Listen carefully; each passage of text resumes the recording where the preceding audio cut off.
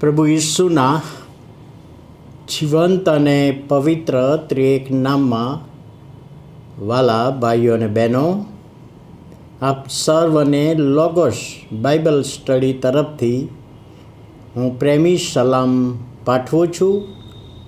અને આજનો દિવસ એટલે 24મી જુલાઈ 2024 અને બુધવારનો આ નવો દિવસ આપણા જીવનમાં પ્રભુએ બતાવ્યો માટે પ્રભુનો ખૂબ આભાર માનીએ છીએ. પ્રભુના નામને ધન્યવાદ આપીએ છીએ. આજનું જે પ્રોમિસ છે, જે વચન, એ નીતિવચનનું પુસ્તક, તેનો 8મો અધ્યાય અને 4થી કલમ. નીતિવચન 8 અને 4 ત્યાં લખ્યું છે, હે માણસો, હું તમને હાંક મારીને કહું છું, મારું બોલવું મનુષ્યોને માટે છે. સુલેમાન જ્ઞાની પવિત્ર આત્માની પ્રેરણામાં આ વચન લખે છે.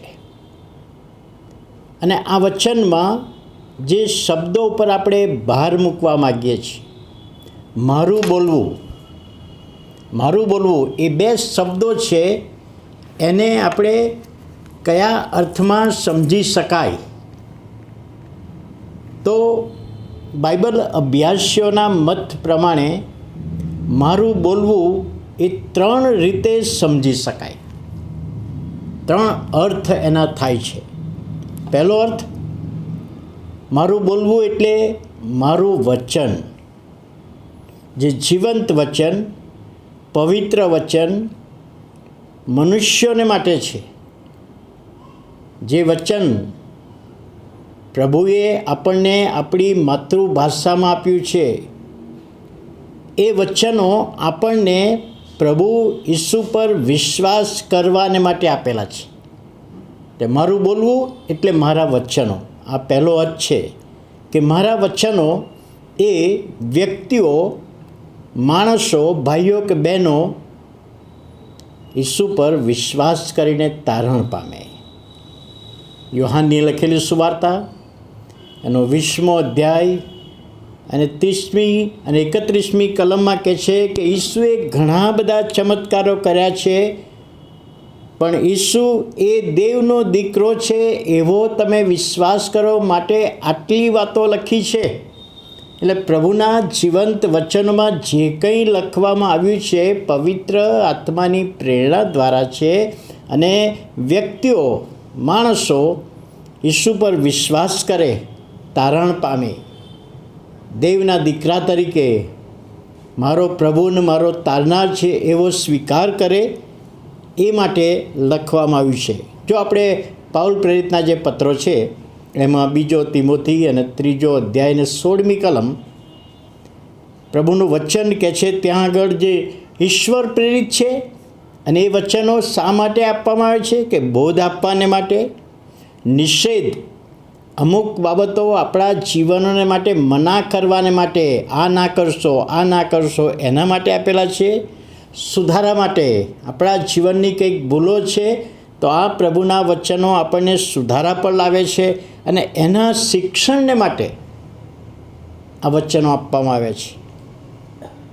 પ્રભુના સેવક કીડર એ એમ કહે છે કે પૃથ્વી પરની મુસાફરી દરમિયાન, બીજા અર્થમાં પૃથ્વી પર વ્યક્તિ જ્યાં સુધી જીવે ત્યાં સુધી આ વચનો, પ્રભુના જીવંત વચનો દરેક બાબતમાં આપણને દોરવણી આપે છે. એટલે મારું બોલવું એટલે પ્રભુનું વચન, આ પહેલો મિનિંગ થાય, પહેલો અર્થ. બીજો અર્થ, મારું બોલવું એટલે હું તમને તેડી રહ્યો છું, તમને સ્વીકારી રહ્યો છું, તમને સ્વીકારવાને માટે હું બોલી રહ્યો છું. મારી પાસે તમે આવો, આમંત્રણ આપી રહ્યો છું. માથી 11 ને 28માં આપણે વાંચીએ છીએ, ઓ વૈતૃ કરનારાઓ, ભારથી લદાયેલાઓ, તમે સઘળા મારી પાસે આવો અને હું તમને વિશ્રામો આપીશ. એટલે મારું બોલવું એટલે મારું આમંત્રણ. એટલે ઈશ્વર આપણને આમંત્રણ આપે છે એનો સ્વીકાર કરવાને માટે, એની પાસે આવવાને માટે, એના ચરણોમાં બેસવા માટે, એની વાતો સાંભળવાને માટે આપણને આમંત્રણ આપે છે. આવો, મારી પાસે આવો. અને મારું બોલવું એનો ત્રીજો અર્થ એ થઈ શકે કે હું તમને હવે મોકલી રહ્યો છું. જાઓ, આવો, મારી પાસે આવો, મારો સ્વીકાર કરો અને હવે તમે જાઓ, જગતમાં જાઓ. એટલે મારું બોલવું એનો ત્રીજો મિનિંગ કે હું તમને કોઈક જગ્યાએ મોકલી રહ્યો છું. સુવાર્તાને માટે મોકલી રહ્યો છું, સાક્ષીને માટે મોકલી રહ્યો છું. તમે વિશ્વાસ કર્યો છે તો હવે જાઓ. પહેલાં આવો અને પછી જાઓ. First you come and then you go. એટલે અહીંયા આગળ પ્રભુનું આમંત્રણ છે અને તેડું પણ છે.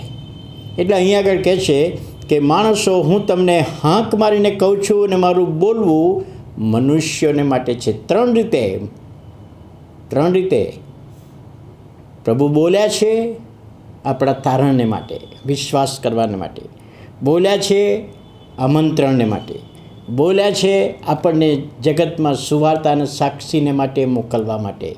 ત્યારે આ ત્રણ બાબતો સમજવામાં પ્રભુ એનો આશીર્વાદ, દોરવણી, સહાય અને સામર્થ્ય આપણા જીવનમાં પ્રભુ પૂરું પાડે એવી આપણે પ્રભુને પ્રાર્થના કરીએ છીએ. આવો આપણે પ્રાર્થના કરીએ.